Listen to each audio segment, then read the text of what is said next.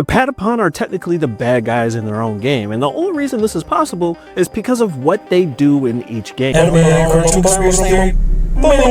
With Ratatan on the horizon of releasing, I thought it was a good time to talk about Patapon, and not only the lore of this roguelike music game, the long-standing theory that I had that they are technically evil. Now that if you're not old enough to remember, the Patapon Trilogy was actually a PSP exclusive. This is way before they even re-released it as Patapon 1+2 Replay on the Switch, which is why we have to get into the lore of the Patapon before we get into the nitty-gritty of the theory. So make sure you save this for later and share with a friend, because the Patapon happen to be a tribal people whose sole goal is to make it to Earth-End and find it. Now you might be wondering what it is, but the Patapon don't even really know what this is, especially early on. All they know is that it gives them full contentment when they gaze upon it. They then spend the full span of 3 games trying to find it. But something else was going on. Originally, the Patapons had their own place known as Patapon. This was their ancestral homeland. See, in the second game, we get introduced to this character known as the hero. Now, if you look closely, you might notice that he wears a mask. And the reason why the hero wears this mask is a whole lot sadder than you might think. See, the reason why the Patapon originally lost their homeland is because of the hero. Basically, this evil figure known as Carmen steals the Patapon's princess. And because of that, he was tricked into believing that the only way to saving her was to destroy the world egg, which, upon destruction, released otherworldly demons into the world. The hero, whose name is now lost to history, hides his face behind a mask to mask his shame. This history kicks off Patapon 1, leads us into the more important stuff in Patapon 2, because by the end of Patapon 1, they think they found it, but it turns out to just be a sunny horizon. But by the end events of Patapon 2, they remember everything that happened to their past,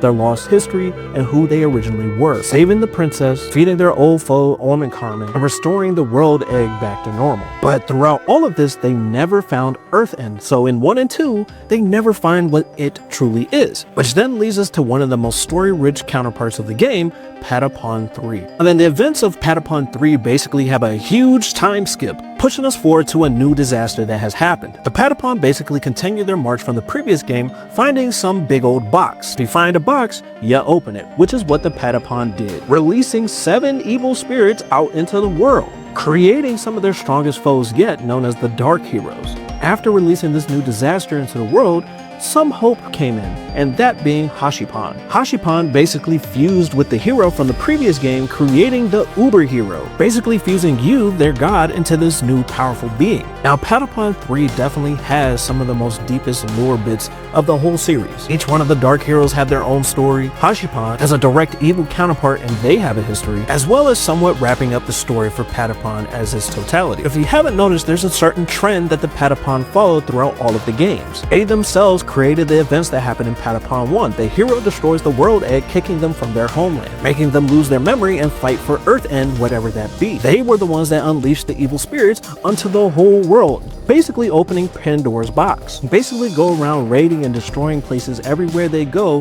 with no hindrance for why they do it besides finding Earth-End, a vague myth that barely has any truth to it. But the Patapons are truly just the source of their very own problems. They continue to do so even until the last game. But is that a coincidence? I think not. And if you like videos like these, make sure you follow me here and everywhere, and I'll of course see you in another video.